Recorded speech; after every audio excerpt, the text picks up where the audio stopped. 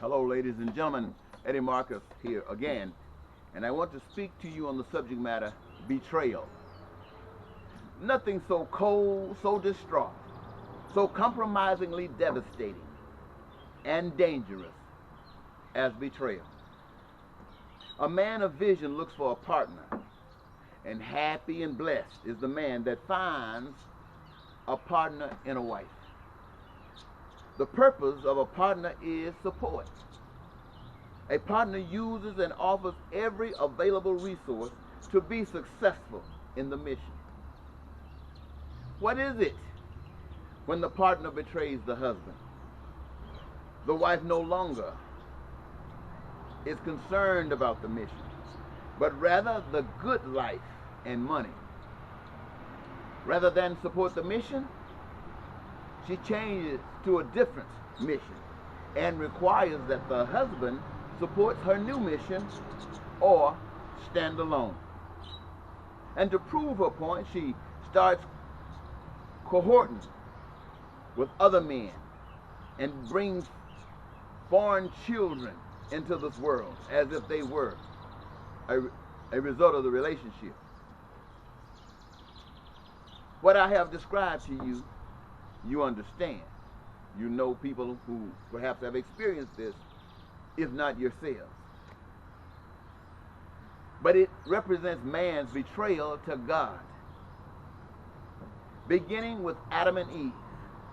They were God's created partners, created to experience life in the garden as if it were in heaven. They were aware of God's will for this purpose.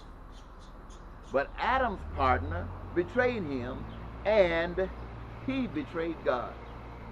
They both were evicted from the garden to learn the value of partnership and obedience to partnership. In this world exists evil with the potential to create good. To do good, one must choose to do good. However, evil stands in the way. I'm speaking to you, ladies and gentlemen, but in my audience is a bird. Should I say a few birds? And they seem to be preaching too. If you could only understand their language. Many of you are probably just as vague in understanding what I am saying as I am vague in what those birds are saying. And I wish they'd shut up, as many of you might wish that I would shut up. But as those birds are going to keep on speaking, so will I. You see, evil's greatest weapon is death. And man's greatest fear is death. But man overcame fear to have his own way.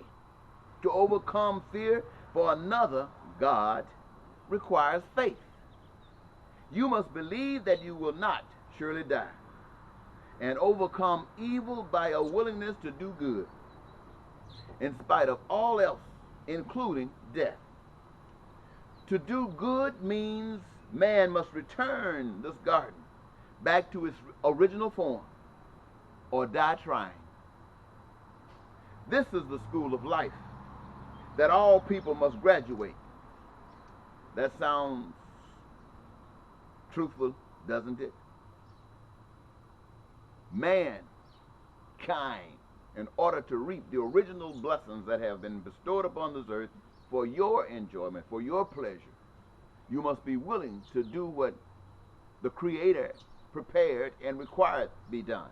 And that is that we recognize and honor the Creator by our recognition and honor for one another and respect for one another. And that is knowing that all things that God created are good, and use them for good. Use one another for good. Protect one another for good, to make sure that those things that are coming amongst us that we all desire are met. And anyone that you have counted on to support you, whether it's an organization, whether it's a church, whether it's a wife, and when you need them, they're not there, but doing just the opposite of what the mission is. It is betrayal. That's what we have done to God, betrayed God, because the poverty which causes crime and violence to have breath. Children can't have breakfast in the morning or food in the morning. Places to stay. Betrayal to God. And you got millions of people in the United States of America that say they love God, that Jesus is their Savior. They got faith in Jesus. And yet all these things exist because they have accepted a lie that says to honor Jesus, you just believe in him. To honor God, you worship him. And worship has been reduced to singing and dancing in a church building. Where I come from, to honor a father means to do what a father wants done. The prodigal son left home because he wanted to do his own thing. But when he came back, he was willing to do what the father wanted done. Jesus, who lived, and you study about him every day, he came here, he worshiped his father in words and in deed. You have been taught that the deed is to stop drinking, to stop smoking, and stop having a good time. No partying. Going to church 5 or 6 times a week is honoring God while people are being slaughtered. But you don't see that. Why? Because you don't know God. You have been taught to do exactly what you are doing.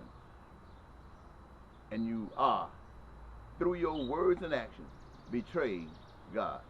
Thank you.